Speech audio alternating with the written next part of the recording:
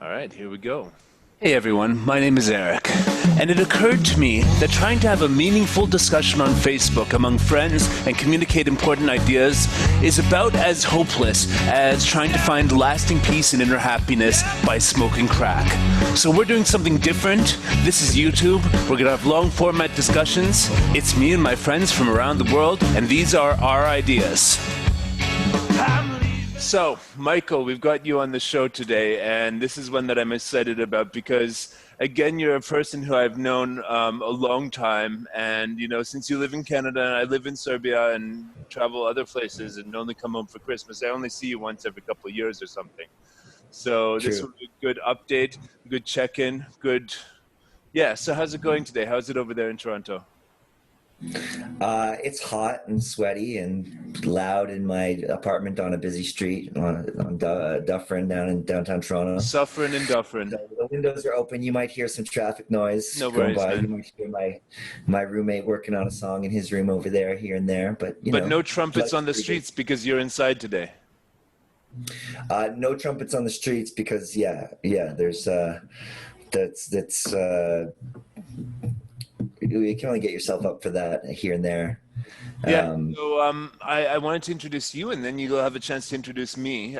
So Michael is a guy that I met for the first time in Serbia in the year 2007 at the Gucha Trumpet Festival. And we quickly realized by the people on the campsite we were introduced by that we were both from a city or based in a city called Toronto, Canada. And we quickly realized that we had come on a common sort of interest of being interested in the sort of Balkan trumpet folk music that was found at that festival. And then a month or so later, when we were both back in Toronto, Canada, we started hanging out over there, and he was a bartender at a lovely bar called the Communist Daughter. Still is, I believe.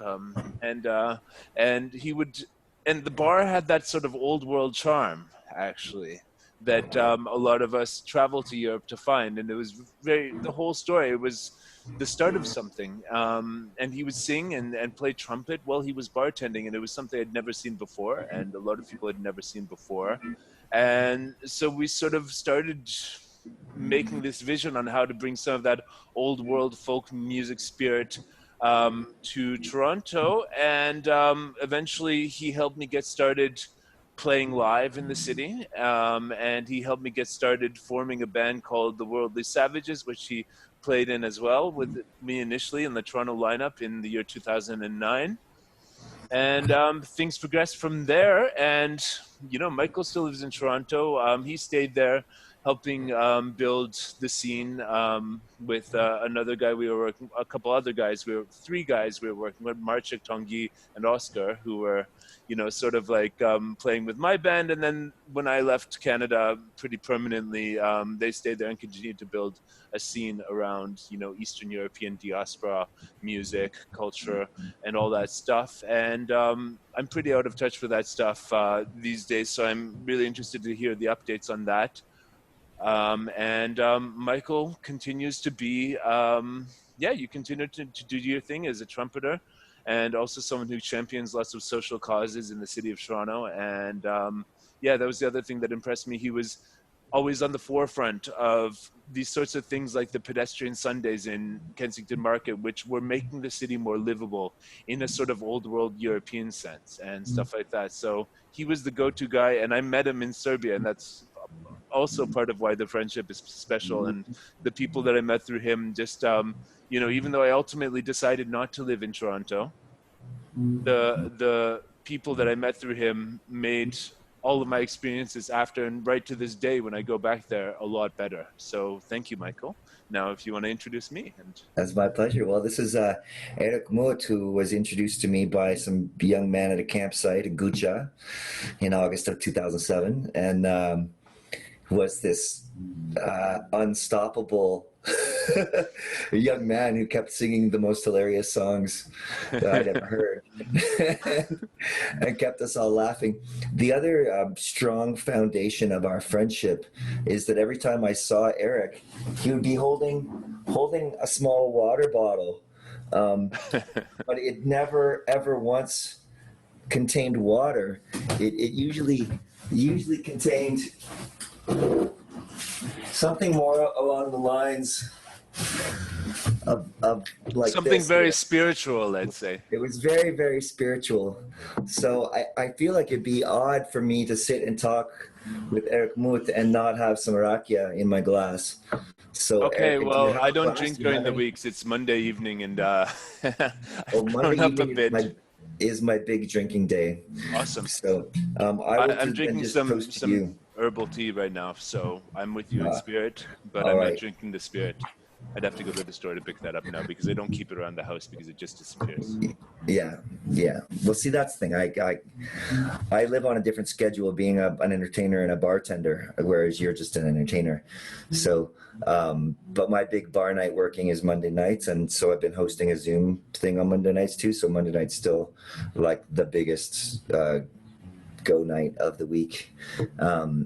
And the rest of the time I can have stuff around and, just have a little sip on occasions like this. And when Erik came back to Canada, whenever he would come back to Canada, he would just show up when I would be working at this little tiny bar that fits about 28 people, and burst in with a bottle of homemade rakia and a guitar.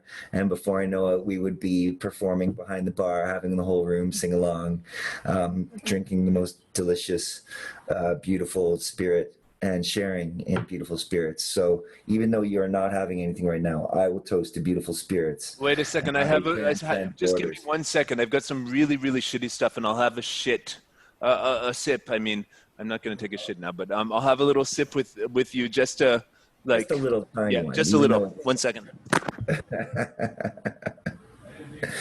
think the first word that I learned in Serbian was domašin, which are these young men who, met this Canadian there for some reason, and It was so bad I poured it out.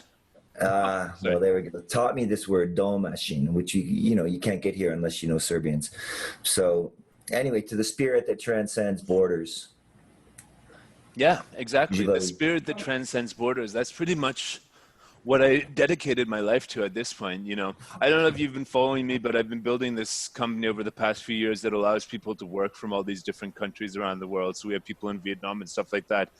And Vietnam, Colombia, Serbia, Romania, Poland, you name it. And that's kind of what it evolved into at this point. I mean, I'm still super into music and stuff like that, but I got to thank you, man. You really helped me get this thing going, the Worldly Savages and that whole thing.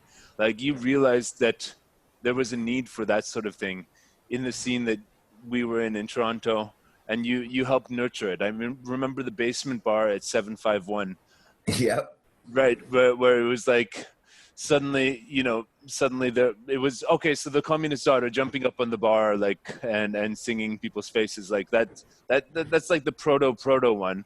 But then the whole playing with you and Colin and Eva there in the basement of the bar, and then getting introduced through your bar to guys like Marcek and Tanguy, and then bringing Oscar in and all that. And I think Alex played with you guys too, didn't he? Yes, he did. Yes, definitely. Yeah, He was. yeah. He was there during the 2010. Yeah. Yeah. So it was so 2009 was 2008 was kind of like the proto, and then 2009 and 2010 it actually was a band, and then by 2011 I decided that it wasn't going to work for me to stay in Toronto, and I moved to London. So it was like a flash of time, but I remember it very fondly because it really felt that we were pushing the edges of the culture over there. Yeah, definitely pushing, and those pushes continue to happen. There's, right now it's hard to talk about any of this stuff just because we're in a serious lockdown still. It's been 3 months, and a lot of great and legendary Toronto businesses, bars, restaurants have gone under. I mean, and especially yourself, I wanted to ask, just personally, can you just tell me what it's like to be a bartender and musician, to have your livelihood just slapped out of your hands? I gotta say, it's been really, really hard, and trying to think of what I'm gonna do.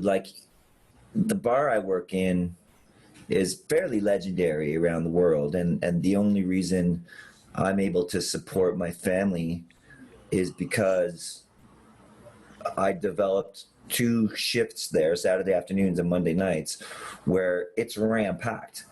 Like, And it's it's smaller than my living room here, actually. yeah. Yeah. But I would have it ram-packed, and people would, for a music show on Saturdays, and then a vinyl Everybody's night on throwing 20s in the jar, you know, yeah, and like people are throwing 20s, and people are tipping me 20, 30, 40% sometimes, and you know, feeling really loved and appreciated by society, and feeling like I'm making a difference in society, and then to have that taken away. And I mean, it's understandable, but there are other things I think that could be done. But as long as social distancing is a theory that people are basing decisions on, public health officials, we can't really, there's no way I can make a living. Because if we can only have 12 people in the bar, yeah, then I'm not going to be able to make enough money. There's no way I can make enough money to support a family in Toronto where rents are insane, and you know, like everything, it's such an expensive city. and so but you also are probably worried about your family and your parents and all that sort of stuff, and what with the No, virus. not at all. Like, there's absolutely zero worry about getting sick. Okay. Getting sick is not at all a concern. Just people who get sick and die are already dying. They're in nursing homes and stuff. My parents live in Alberta, Yeah. so it's not like I can just go fly and visit them anyway. So me not seeing my parents, I only see them once every couple of years anyway. Yeah. So Right. So you like, if you would just say, end the lockdown now and let us get back to work because it's not worth the economic cost? No, I wouldn't say that. I would say, can't we? Oh man, they're doing construction downstairs now. That's cool, man. I can hear you clear. I would say, you know, there are other countries where they're not doing social distancing, and couldn't we just have somebody at the bar zap the forehead and take everybody's temperature, right? Because they keep releasing little things like, oh, people who don't have symptoms are very rarely contagious. Yeah. It's extremely rare to catch the virus from somebody who doesn't have symptoms. Well, if it's extremely rare, why are you destroying the Western economy based on this idea? Like, they're really destroying the economy of Canada and the US. So it's hard not to think that there's something else at play here. Well, you think about politicians, right? And they, like, from their perspective, it's like 4 years and then they have to get reelected. And if there's a huge, but this economic catastrophe will definitely be a source of sort of contention in the next election cycle. But okay, so it's something else to play here. I mean, okay, so Serbia, just to explain my experience to this time, I was in Thailand when the stuff went down, and so I got there March 1st, and when I went in the country, they had 35 cases. There was the second country to get it, and then when I left the country, they had about 65 cases, and it had gone up to 3,000 and then gone back down. And they were doing the right things. They were doing like go into the supermarket, they check your temperature, they make you wear a mask and make you wipe your hands. Yeah. With hand sanitizer. And those three things seem to be incredibly effective. Then when I flew back to Europe, it started to be like, well, they're not really doing that stuff. It's going to get a lot worse. But then I got back to Serbia, which had ended their lockdown completely. And now it's back to life normal in Belgrade, and it's not that bad. So it's hard to figure out what's going on. I knew Thailand was doing a great job of taking the reasonable measures that were easy to implement and allowing people to be out every day. And the only lockdown was 10 p.m. to 5 a.m. And then I got back to Serbia. There's no lockdown anymore. Nightclubs are open. Soccer matches are going on. You know, football hooligans are chanting and putting each other, you know, arm to arm and cheering the teams. And still you only have about 100 cases a day here now. And, you know, it's actually like, well, so what is the truth? What's going on? And one thing for sure, that the damage that's going on is like people who are locked down are suffering economically, psychologically, and health-wise as well. You know, in terms of not being able to have a routine, exercise, go to work, and stuff like that. So. Yeah. Well, my 11-year-old daughter has seen one kid in 3 months. Yeah. And She has one friend that she can see and have over and go play with, stuff like that. It hasn't been to school, no school.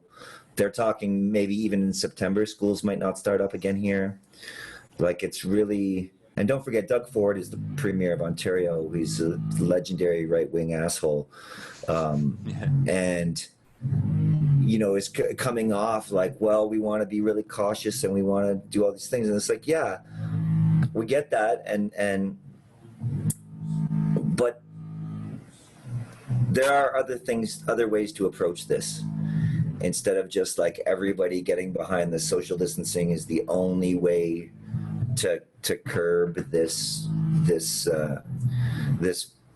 contagion of this virus.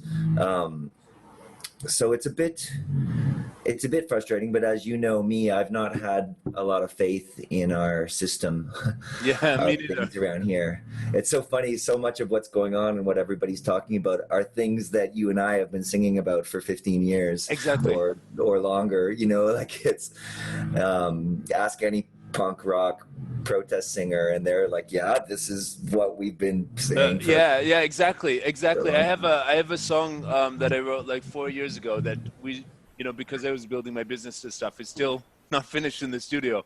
And basically I sing about just people being brainwashed to a certain tune of society and just following this sort of like, just live quietly, nothing is allowed and stuff like that. And I just picked it up a couple weeks ago in the studio when I got back to Belgrade with my producer. And it's like, wait a second, this sounds like today. And then another song I wrote in 2003 called Dry Fear, which is like, you know, just this idea of that there's this fear that's just like ever present in you and it's not really moving anywhere. It's just a constant anxiety in your life. And that's what I sort of was feeling from society when I was young in 20s and now in my 30s, you know, I'm a little more successful, so my bubble's bigger and, you know, I'm a lot less anxious about everything and making my way in the world. But the sentiment is still there that like the society is like, people are just following mindless sort of stuff and that you can't really protest against it, especially in like places like North America, because nobody's even equipped to listen to any sort of counter message. Yeah. And people here, I mean, it is a bit encouraging that things are so bad that it is kind of the societal breakdown that the anarchists have been hoping for many, many years. And so with everything breaking down, people are like, well, you know, for example, they give everybody who lost their jobs gets $2,000 a month. That's pretty good.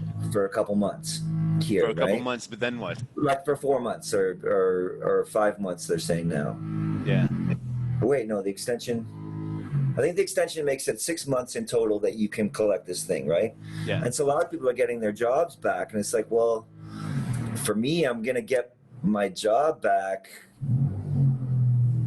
but I won't make my tips like I used to. Yeah. Right? Which is the bulk of what I make to... Yeah, especially in the service industry, but, I mean, yeah. Yeah. And you know, and as a busker now, so many people, nobody's carrying cash because people aren't using cash because it's dirty. And all these things that kind of go, well, that was always my fail safe, right? If I'm having trouble, if I need some money, I just hit the street with my trumpet and I can make $100 and boom, go buy groceries or whatever, right? But right now, that's not quite possible, right? But I think the thing that a lot of people don't realize, that this occurred to me the other day, is you always got to look at who's benefiting from this. Okay. Right? And I really think, I don't believe in any kind of conspiracy that the disease was put out there to make this happen. But I think that the way that they're dealing with the disease is very, very much a big, huge power grab. And if you think of, and it's mostly to do with real estate. If you think of martial arts, what's the first thing they teach you in martial arts is to use the strengths of your opponent against them, right? So what are the strengths of Western society? Oh, everybody's like so sort of caring and liberal, or at least want to be, right? So they use that to create fear. Well, I have to go along with what you say, or else, even if it's only old and sick people who are going to die from this, how would I feel if I gave this virus to somebody and then they got sick and died? There definitely is Because that they had psychology, diabetes or an immune system thing, right? So psychologically, people feel paralyzed to challenge what's going on, absolutely. But right? it's like what I don't really know, like what I can't really answer is it okay, you say power grab, and that's obvious. I know one guy who says that as soon as the market started going down, he started shorting them and put in X number of $1 million and got, lots back. Is there actually somebody there who's a diabolical puppet master of society behind the scenes, or is everybody just following their best interests? The media, the more scared they make people, the more they watch. Investors and stuff, the more the market goes down, the more they can buy up everything. And then like all the big businesses, the more small businesses fail, the more they can just go in when things are fine again and just like take over the mom and pop stores and all that stuff. But is there somebody who's actually saying, like we need to take away people's livelihood so I that think we, the powerful, can take over? I don't really think so. I just look at real estate, right? I was in a documentary film by a brilliant filmmaker named Fredrik Gertten from Sweden. You should look this up. It's a film called Push, and it's all about how real estate has become commoditized. So it's a commodity that corporations have gotten involved in, and they buy and sell as a commodity. Yeah. But the Human Rights Commission says it's a necessity. It's a human right to have a place to live. But these corporations will buy up a property and evict everyone and then sit on an empty property for years until the property value goes up so they can then sell it. Right? So you've got people getting evicted in neighborhoods all over the world. And so what's happening right now is, due to COVID, all the high streets in Toronto, there's a large portion of buildings that are boarded up, stores that are boarded up. Yeah, all people over. Who just couldn't, they can't go into debt and wait, because it could be 6 months, it could be a year before things can open up again. Fuck off like that, and then the corporations move in, actually then having to force people out. Well, the thing is that like a lot of those buildings are owned by small, like medium business people, right? And they're losing all their tenants, and then they can't get new tenants in because the economy is in a sham. So what are they going to do? The big Black Watch and big corporations like this come along and say, oh, hey, we'll buy that building at Dundas and Ossington from this family that's had it for 80 years. And the family's going, well, you're going to buy my building for $10 million? Yeah, sure, I'll sell, because right now, the future, I have no idea. I'm going to cash in my chips. So all the sort of families who own blocks of property in Toronto are going to cash in to these corporations. And then the corporations own them. And then on every block, you've got a TD Bank and a Shoppers Drug Mart. Yeah. And every storefront is corporate, no longer small mom and pop shops. Every restaurant is fucking Taco Bell and whatever, right?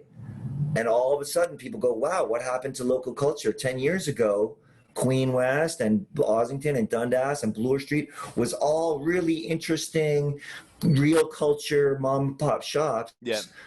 And then they're all going to be gone. Right. And that's on a retail level. It's creepy. Yeah, it's absolutely creepy. Yeah. And this is, but I'm not sure it's a grand scheme, but it's just the values of the society and how it progressed. Because like one of the things like that I really resented once I got more into Europe and experienced like the vibrant sort of independent restaurants, cafes, health food shops, you name it, of like Belgrade as a place. I started, I always knew it, but then you go back to Canada and everything is this sort of like predatory capitalism, which is like the system, the biggest companies exist for the purpose of coming in and taking as much from you as possible. Like, exactly. You know, and so like, they remove money from the economy, right? yes, One of the biggest drivers of the Canadian economy is the hospitality industry. yes, The thing about the hospitality industry, though, is that people who work in the hospitality industry spend their money in the hospitality industry. So people who work as waiters and chefs in restaurants, after their shift, they go to the bar around the corner. I've noticed and that. spend a portion of their money, and that money circulates. That money circulates within our community. And I'm sure right? why Monday is one of your best nights is because After midnight, it's all industry. the people who are serving all the 9 to 5 or Monday to Friday people on Friday and Saturday come out on Monday to actually have their night, right? Exactly. That's how that works. But what people don't realize is that like money spent in arts and entertainment and hospitality stays in the community.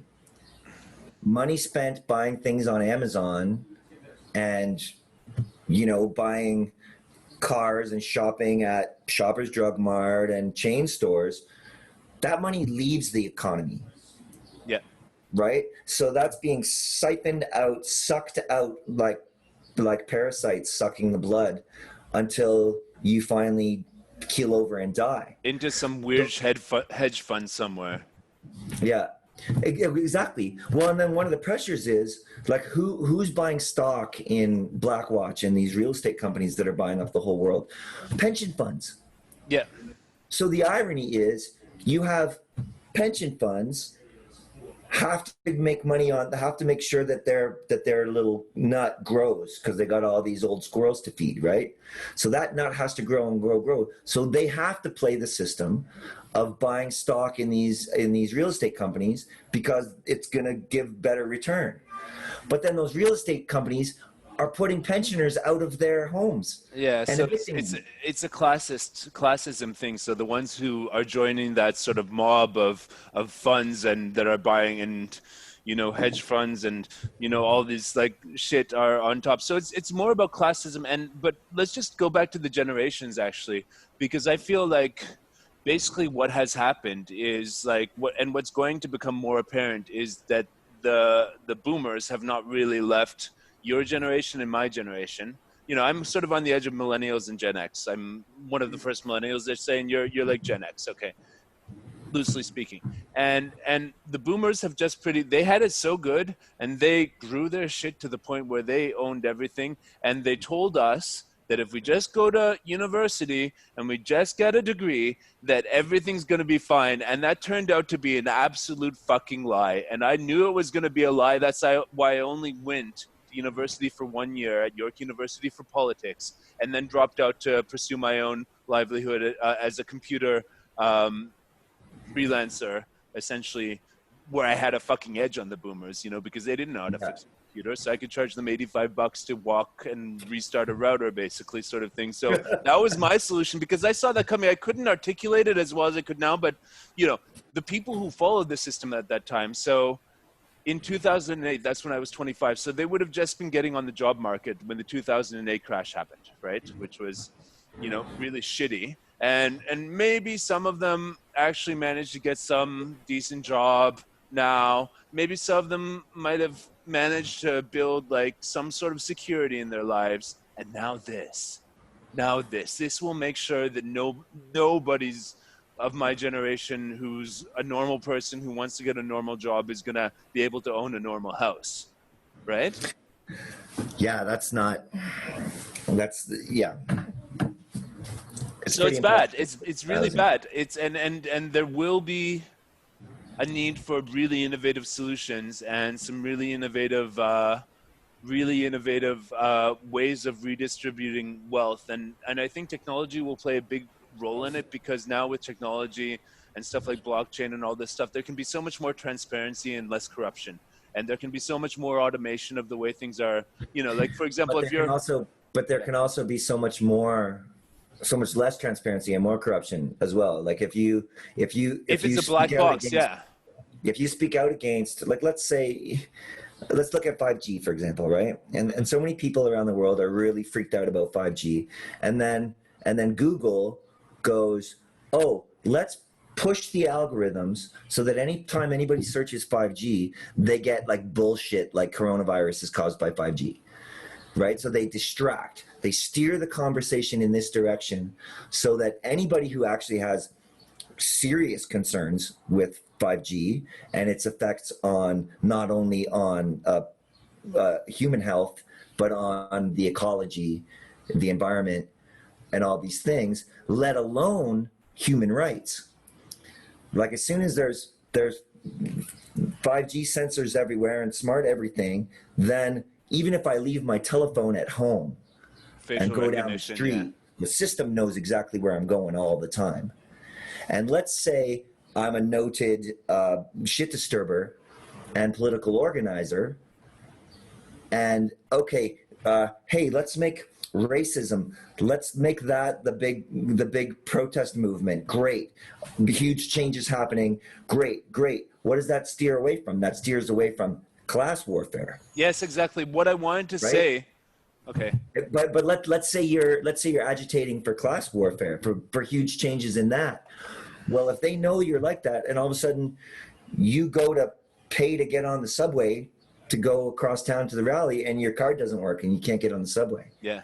That's China shit. You can't get out of your apartment because the man owns your apartment, and all of a sudden you're locked in. The doors are locked, and you're in prison.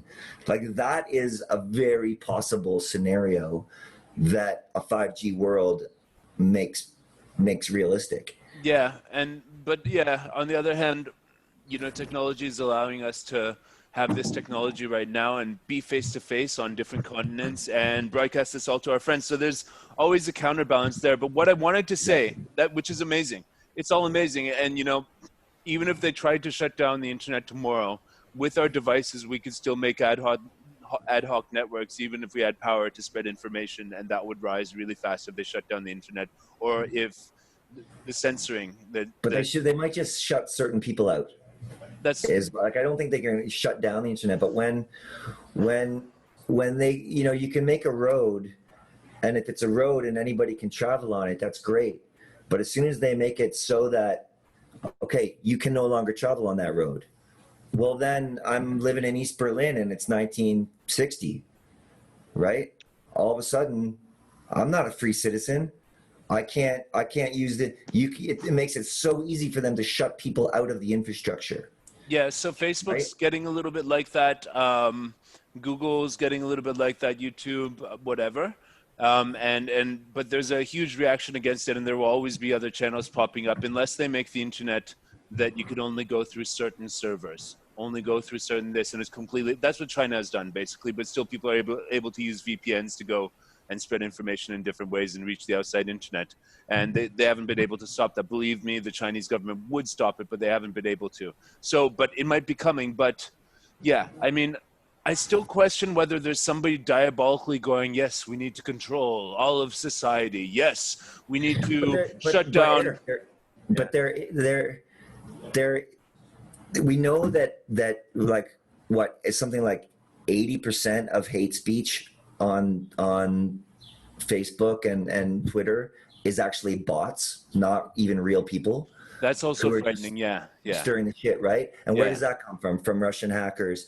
Like, there's people who have an interest. It can come from any nation, I think, but yeah, Russians are the ones who are most visibly enjoying that position of being able to do that sort of thing in the world. Chinese are probably doing it a lot too. Americans are probably doing it to Chinese. And it's like, there's a whole dirty machine at work, but yeah, there's that.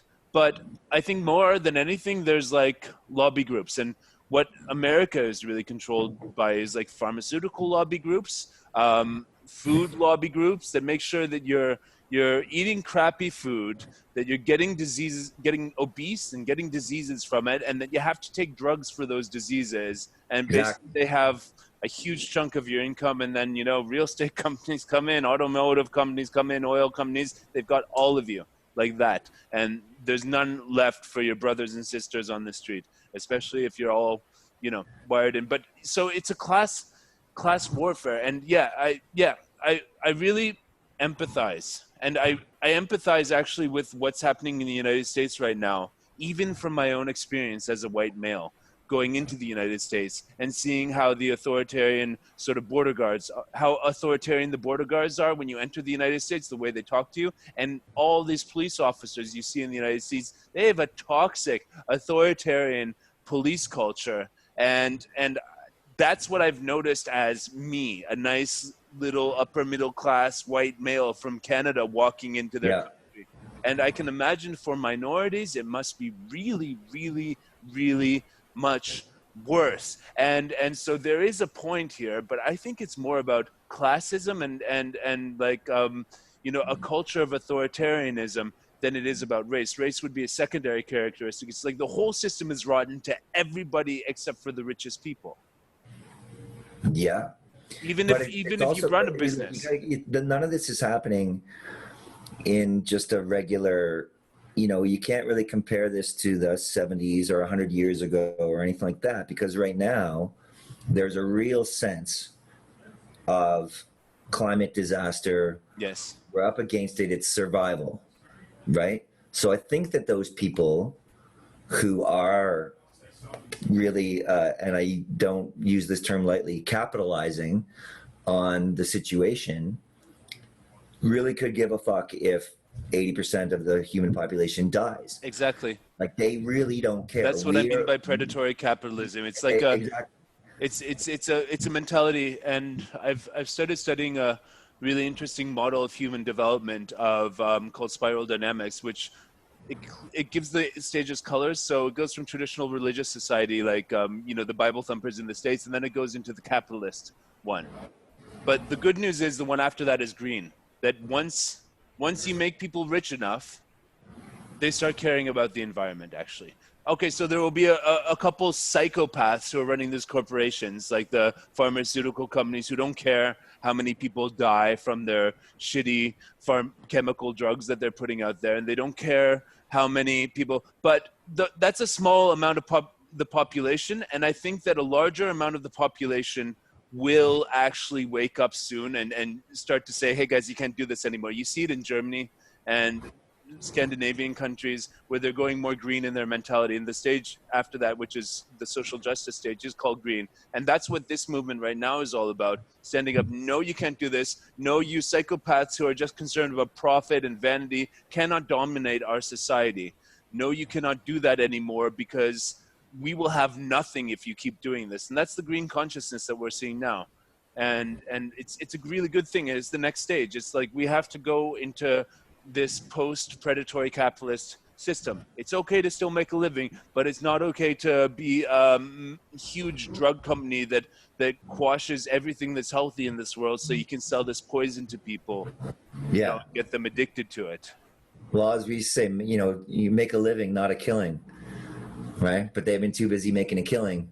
And I think one of the big reasons I moved to Europe in you know 2008 to 2011 was actually because I saw that Europe would be much more historically, through the people's sense of culture and history, and through like countries like Serbia, through their sense of resistance, that they'd be much better equipped to deal with this stage of what's going to happen. You know, like, I mean, okay, yeah, Eastern Europe has its issues now with sort of like nationalists and whatever, but it's not as bad, like, it's not as hazardous actually as the predatory capitalism that, for example, is the US medical system, that is the pharmaceutical, that is like Monsanto, that is like all these like food companies that are selling basically junk to everyone all the time that destroys their health.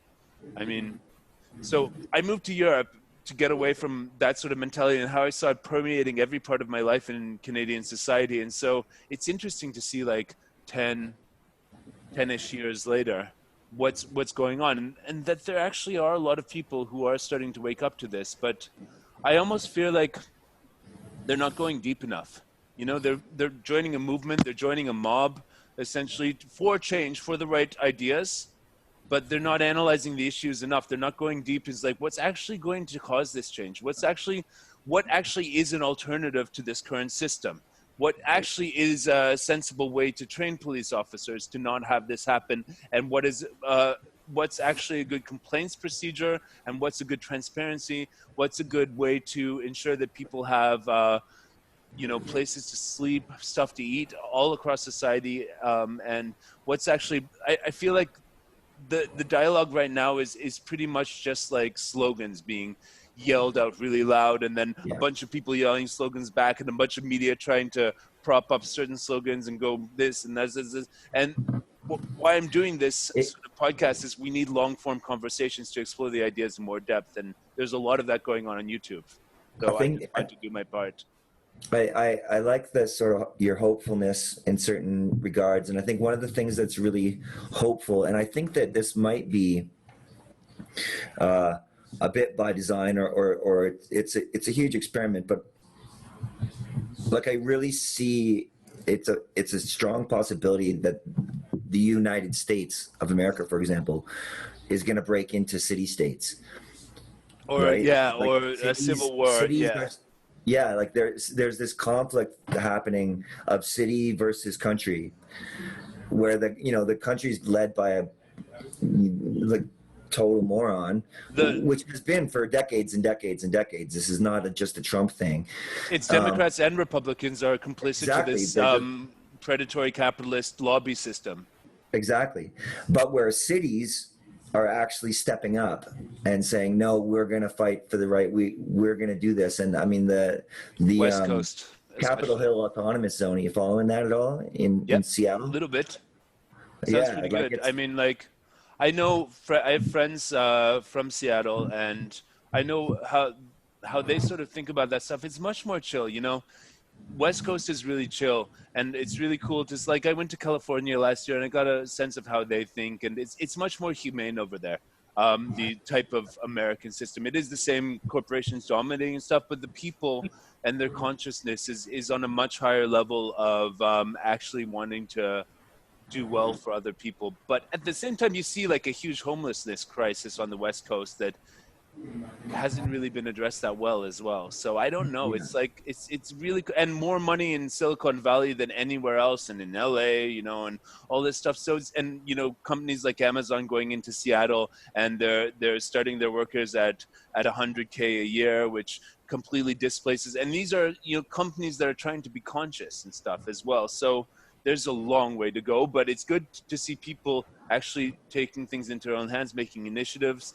And it's like, but it's going to be messy as well, because as soon as you have somebody who has the highest, most noble goals to make an autonomous free zone, then you get really low consciousness, fucked up people who will be attracted to that and want to cause some trouble. And I that's why, whenever you hear about a hippie commune, it always starts out really nice and lovey, but then it goes down into the darkest sort of power games of ego and stuff like that. And just imagine that on a level in a society, that's what happens when you make a zone and try to make it different, is you just attract all these different type of people, because it's too new to have really common grounding values, I think. Yeah.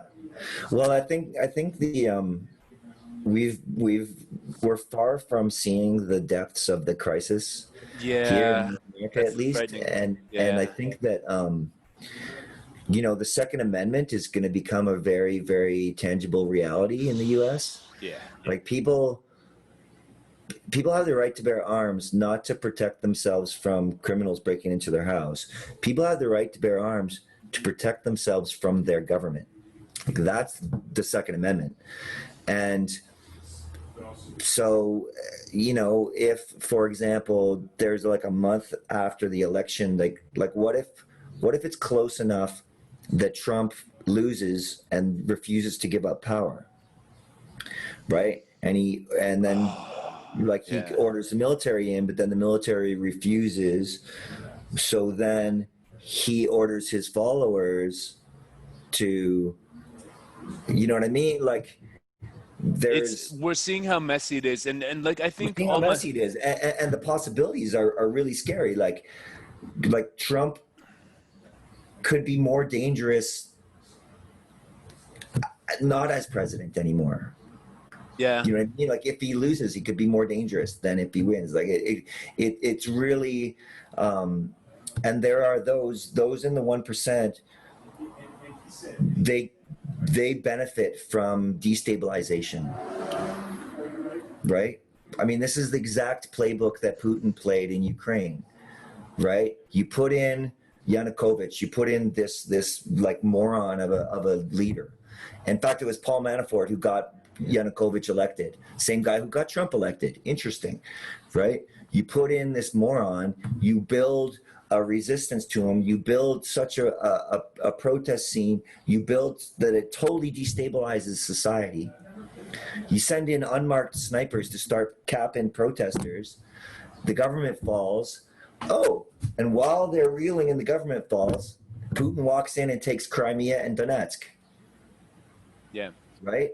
Yeah. Now he's got the uranium mines in northeastern Ukraine and can mine uranium and sell it to Kim Jong-un or whatever he wants. You know what I mean? Like, for example, so destabilize a country and then totally take control. And so, you know, it's entirely within reason that could happen within the next year in the United States. And the Americans have been doing it around the world for many, many years as well. Exactly. It's a playbook that is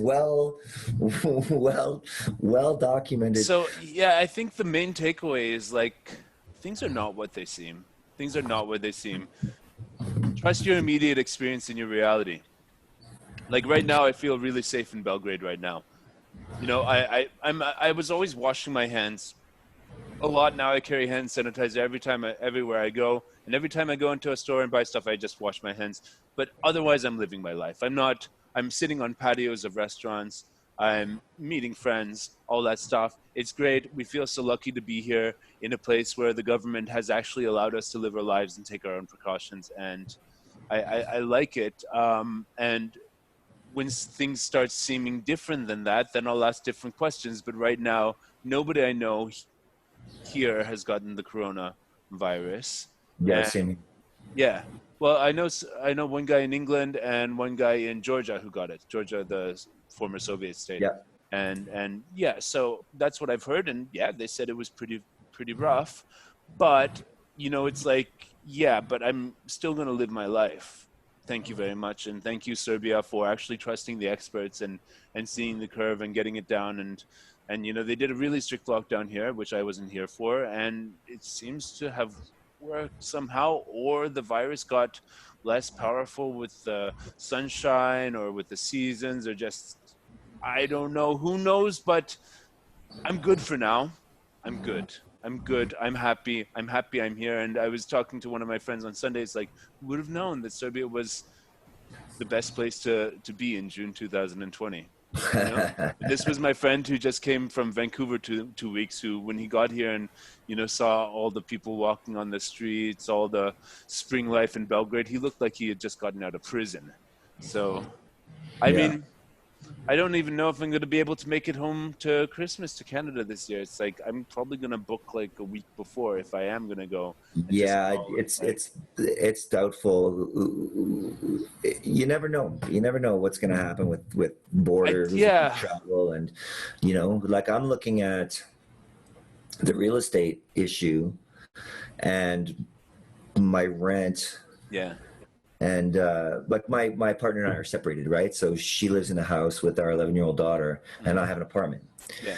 But, you know, I think my roommate's thinking of bailing on the apartment. It's a little too expensive.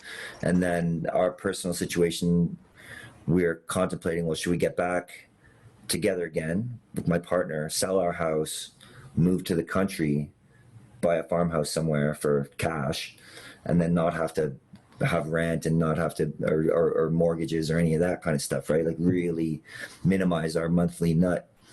I mean, that would be a good sort of retreat move if you could find a way of making money over the internet, for sure.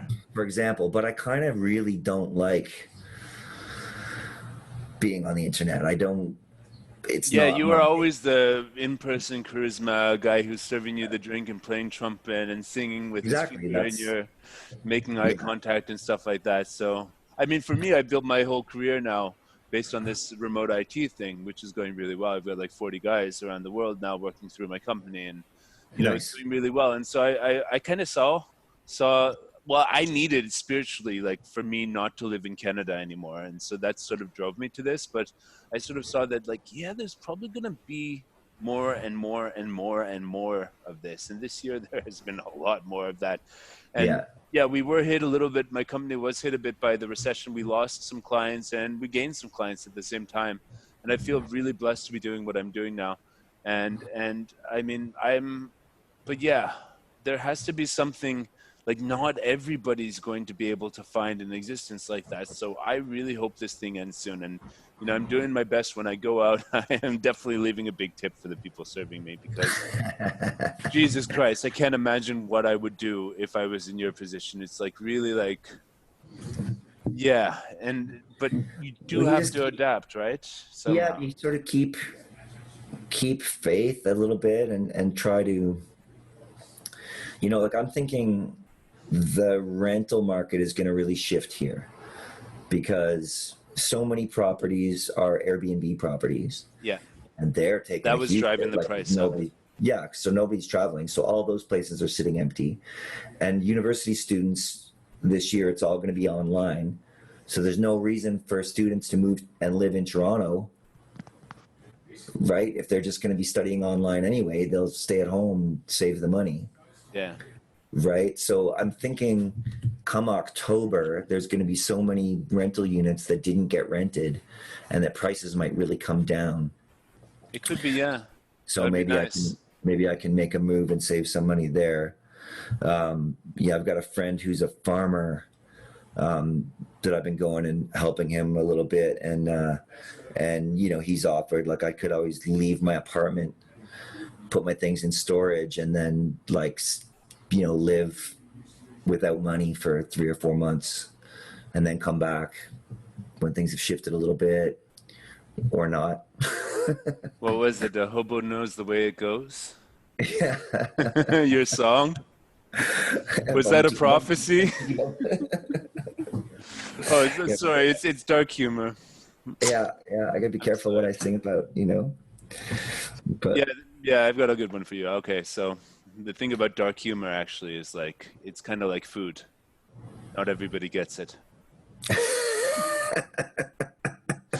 It's one of my favorite jokes. I don't know. It's just perfect the way it weaves into itself. Yeah. But I gotta tell my dad that one. He'll love that one. yeah, it Yeah. came. Yeah, it came to me a couple of years ago, and I just use it whenever possible. So okay, so yeah, what's the scene like? Okay, update me on the scene before this whole thing happened in Toronto. Where was the city going? Where was this? Because I always said that I liked the way it was going. I liked the way multiculturalism was starting to become something real, with people bringing their traditions, art forms, music, and cuisine to the city. I just didn't see it happening fast enough. Yeah. The most important, the most exciting thing that happened in Toronto in the last couple of years is that Shamez and a couple of his guys from La Palette. Yep. Jerome, right? I've been there. Yeah, Jerome Taberna opened up. I've been there and, both years since it opened up when I came home for Christmas, and that's exciting. Yeah, that yeah, was and home. so this That is was a bar. This is a bar that fits like over 100 people, and it's always past the hat to pay the bands. And every night there's like an early band, a later band. Sometimes he gets like a 4 a.m. license and has an extra late band, and you'll have klezmer band, Serbian brass band, New Orleans brass band, flamenco. You'll have Arabic jazz band. You'll have gypsy jazz band. You'll have whatever. It's everything, and so it was really, really interesting because in the first year, Lemon Bucket would do a secret show there, right? It's my band with a bunch of former Worldly Savages, and so our crowd would come out. So you'd have a bunch of Serbians and Ukrainians in the crowd, and then Ahmed Moneka would do an Arabic jazz night, and then you've got all these Iraqis in the bar, and then you've got different things. So different bands would draw. And then they started mixing, right? And then they just start mixing. So then any night you go there, and there's people between the age of 22 and 65, like all ages, all, rich, poor, doesn't matter, Do you know what I mean? Like people can come in, and if they don't have enough money, they might just buy one shot for $5 and hang out for the night and give the band $5. And then other people come in and they're drinking fancy drinks and spending lots of money and throwing the band $20, $50, right? But the mix of and especially it's really the most exciting thing for me is like the mix of the Middle Eastern community and the East European communities mixing with just the regular old. It's right on Queen Street, like, so just people walking by check this out sort of thing. What is this? And wandering in like a bunch of bros, you know, university students. So yeah, when we were doing the Wild East parties, I really felt like we were breaking new ground, like actually that being from a foreign, you know, because it was always like Canada had a very middle-class targeted immigration policy where, you know, you would be an engineer in Pakistan and you would come to Canada and drive a taxi. And, you know, and the onus was always placed, you know, on fitting into Canadian culture. But I felt when we were doing the Middle Eastern parties, it was kind of like we wanted to do something very different and bring all these diasporas who had been facing the pressure of having to fit into Canadian culture and just saying, no, actually you can be yourselves here. Actually, this is a place where you can be a Balkan motherfucker and be loud and opinionated and we want to see you here. This is a place where, you know, like you can just let it out. And so I feel that eventually you will see Toronto as a place like New York City, which is the place I always saw that sort of behavior in, was like really like, you know, my world opened up when I was 18 and I started dating a girl in Brighton Beach, New York City, which was the Russian Jewish neighborhood. And just seeing that, how their community interacted with the rest of Americans, which was, you know, very sort of like, no, we're doing our thing and Americans are there and we'll interact as much as we need to, you know, live in the city and get the money. And yeah. And, you know, but Canada was always this sort of like, people would come and try to integrate. They would come and try to be polite like Canadian people and sort of indirect in the way of communication like Canadian people. And somehow I was the guy who was kind of not like that always. And just to see that it was possible for me like 10 years ago to make a scene that was based around actually like bouncing between Belgrade and Toronto and trying to bring that feeling there.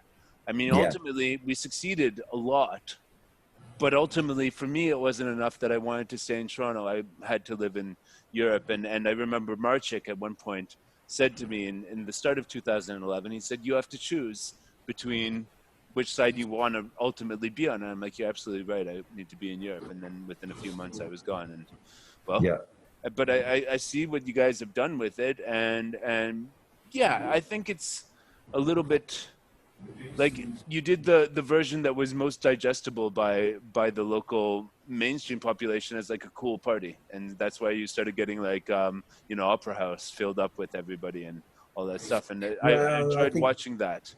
Yeah. I mean, I think that Lemon Bucket. It was just it was party, really party band. Whereas my music always had a anger in it, a rebellion. Exactly. It puts off a large, you know this from your thing, like when you were doing the New Kings, like the angry rebellion thing does put off a lot of people, right? Exactly. Yeah. Exactly. Yeah. And I think one of the best things about Lemon Bucket is that nobody knew any of the words of what we were singing. Exactly. There was no message at all except for have a drink and have a good time. And that's a good message, you know?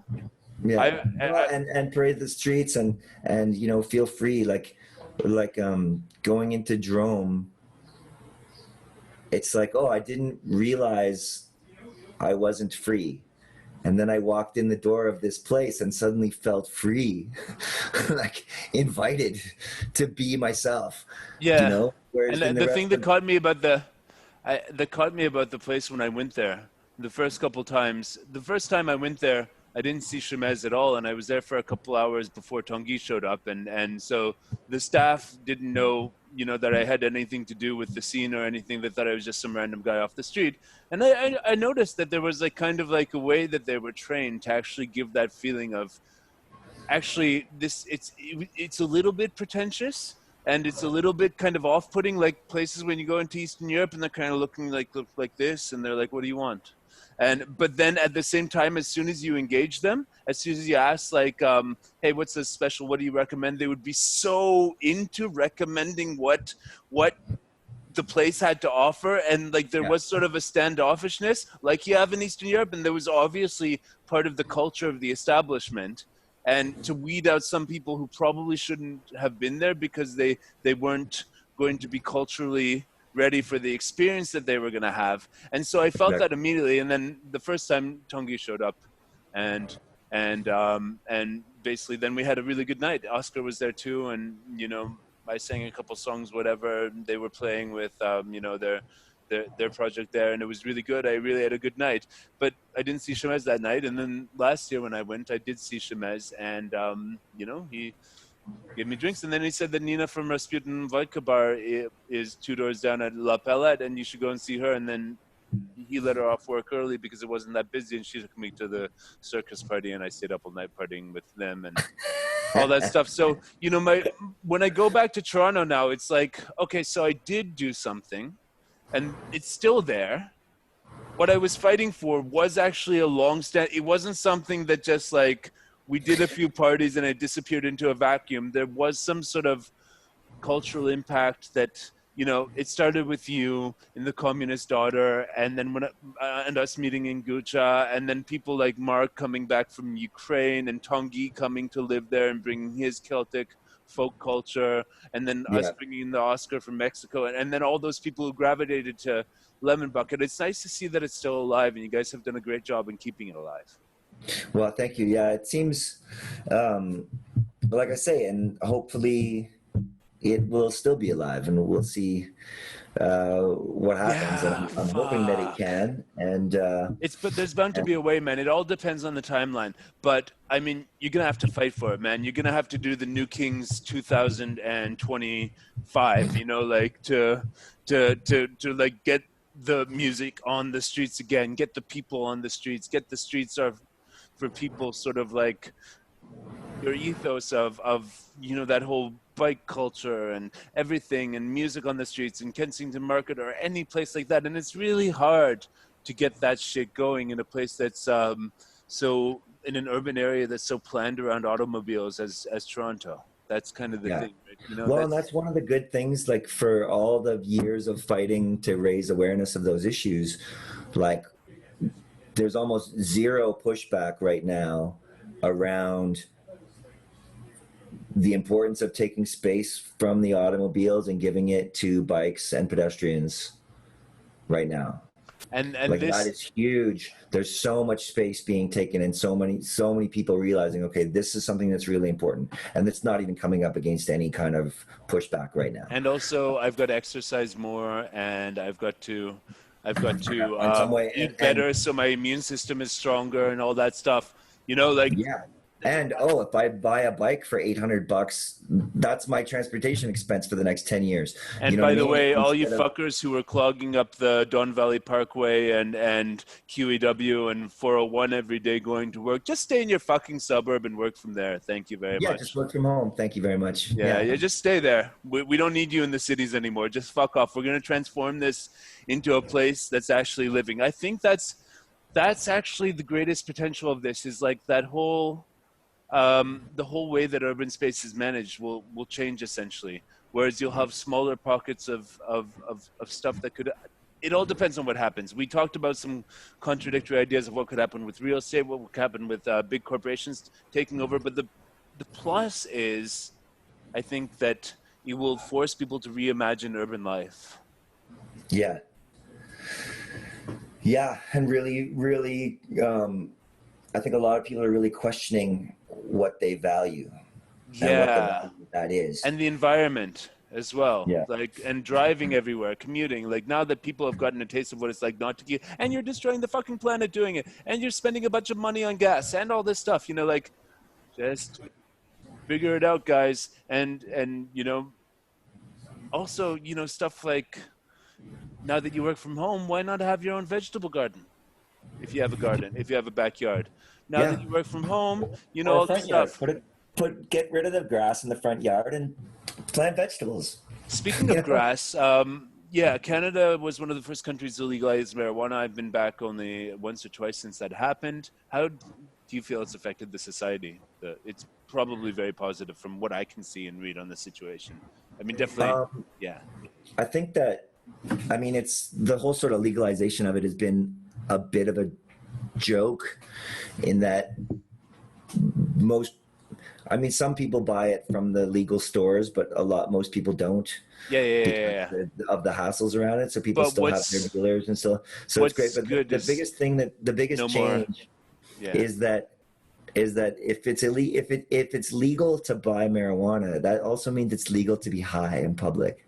Yeah, and it's actually legal to smoke it on the streets, which a lot of places you can't do that where it's actually legal. Like Amsterdam, you can't smoke on the streets in central Amsterdam. Yeah, well, you're not supposed to, but nobody's busting anybody. I read the laws. No, I read the laws. Street. You can't do it by a school, and you have to do a certain amount away from a patio, I think, or something like that. But I did read the Ontario laws, and it did seem to say that you can smoke on the sidewalk.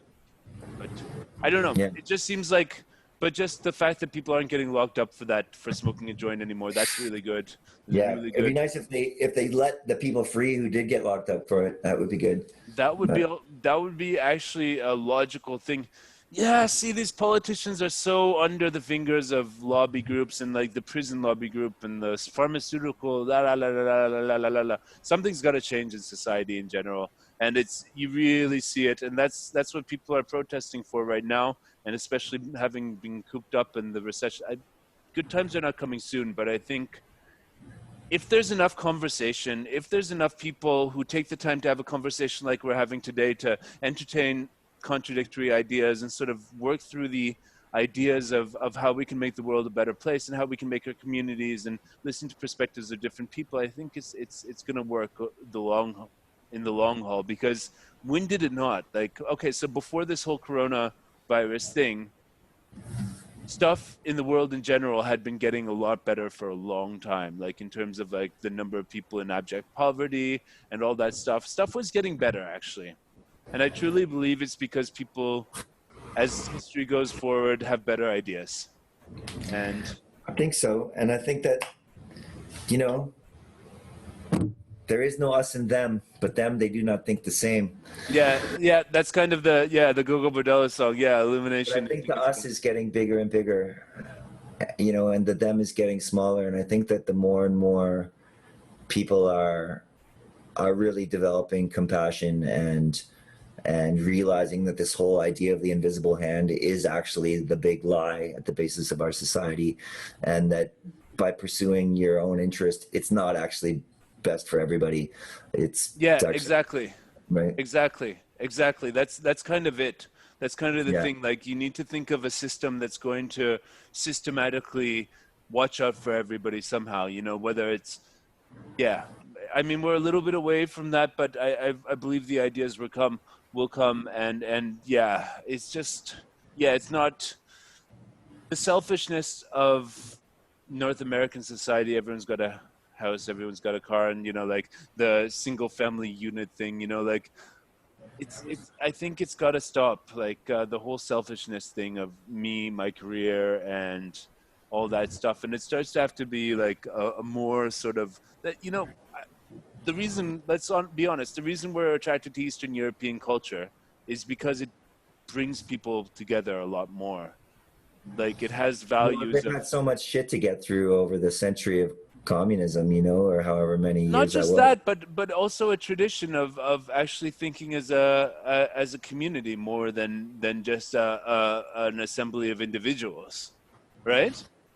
Like, as a community, like your family and the people in the neighborhood, and the people, there's an ugly side of that when for example, communities go to war with each other, like nationalism and all that stuff. But there's something really quaint about it, and it sort of balances out the individualistic, capitalistic sort of me first sort of mentality. And I think that's why we were attracted to Eastern Europe a lot in the past, but now it needs to shift into a lot more of a post sort of thing that's like, well, we need to make sure that everyone on this planet has some way of at least evolving to the next level of what themselves are, and that they're not held down by the system.